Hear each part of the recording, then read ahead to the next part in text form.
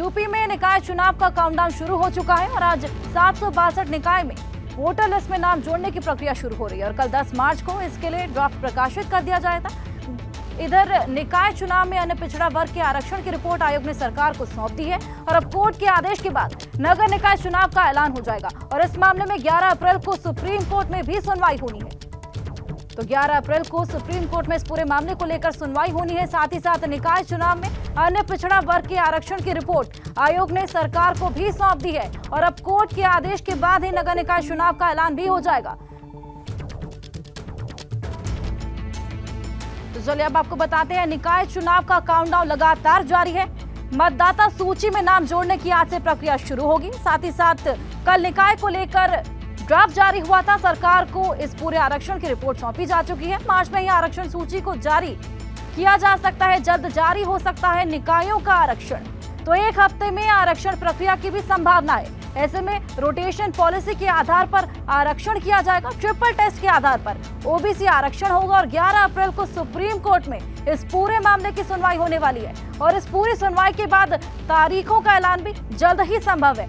मई के पहले हफ्ते में चुनाव होने की भी संभावना है।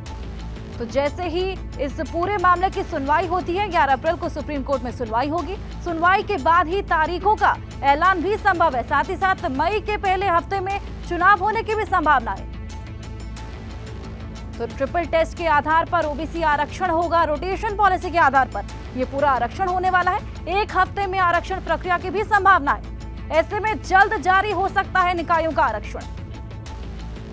तो आपको बता दें, मार्च में ही आरक्षण सूची जारी हो सकती है। सरकार को आरक्षण रिपोर्ट सौंपी जा चुकी है। कल निकाय को लेकर एक ड्राफ्ट भी जारी हुआ था और मतदाता सूची में नाम जोड़ने की प्रक्रिया आज से शुरू हो जाएगी। आपको बता दें, एक हफ्ते में आरक्षण प्रक्रिया की संभावना बताई जा रही है। रोटेशन पॉलिसी के आधार पर यह आरक्षण होगा। ट्रिपल टेस्ट के आधार पर ओबीसी आरक्षण हो सकता है। 11 अप्रैल को सुप्रीम कोर्ट में इस पूरे मामले में सुनवाई होने वाली है। सुनवाई के बाद तारीखों का ऐलान जल्द ही संभव है। साथ ही साथ मई के पहले हफ्ते में चुनाव होने की भी संभावना। गाजियाबाद से खबर है, कविनगर में चेन स्नैचिंग की वारदात सामने आई है। स्कूटी सवार ने वारदात को अंजाम दिया। आपको बता दें, युवक के गले से चेन लूटकर फरार हो चला। चेन स्नैचिंग की वारदात सीसीटीवी में कैद हो गई। देखिए तस्वीरें आप देख सकते हैं। युवक के गले से चेन लूटकर स्कूटी सवार फरार हो चला है। हालांकि फुटेज अब सामने आ गया है। फुटेज के आधार पर पुलिस आगे की कार्रवाई में जुट गई है। साथ ही साथ पुलिस आगे की तफ्तीश में जुट गई है और इस चेन स्नैचर को पकड़ने की कवायद भी जोरों पे है। तो कविनगर में चेन स्नैचिंग की वारदात को अंजाम दिया गया है। स्कूटी सवार ने इस पूरी वारदात को अंजाम दिया है। देखिए तस्वीरें आप देख सकते हैं। तो युवक के गले से चेन लूटकर ये स्कूटी सवार फरार हो चला और चेन स्नैचिंग की पूरी वारदात सीसीटीवी फुटेज में कैद हो गई है और इसी सीसीटीवी फुटेज के आधार पर पुलिस आगे की कार्रवाई में जुटी हुई है। तो ये देखिए तस्वीरें आप देख सकते हैं। स्कूटी पे किस तरह सवार एक शख्स आता है और एक युवक के गले से चेन लूटकर फरार हो चलता है।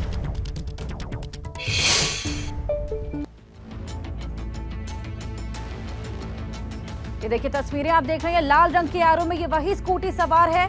एक्सक्लूसिव तस्वीरें हम आपको दिखा रहे हैं। स्कूटी सवार ने एक युवक के गले से चेन स्नैच कर लिया है। देखिए तस्वीरें आप देख रही हैं और साथ ही साथ आपको बता दें कि स्कूटी सवार इस वारदात को अंजाम देकर वहां से फरार हो चला है। हालांकि ये फुटेज अब पूरा रिकॉर्ड हो चुका है सीसीटीवी फुटेज में, जो कि बगल में एक कैमरा लगा हुआ था उसमें रिकॉर्ड हो चुका है। अब इसी के आधार पर पुलिस आगे की कार्रवाई में जुटी हुई है।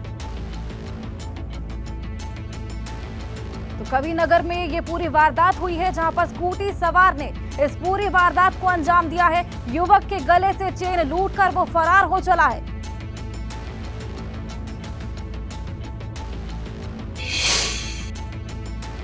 और अगली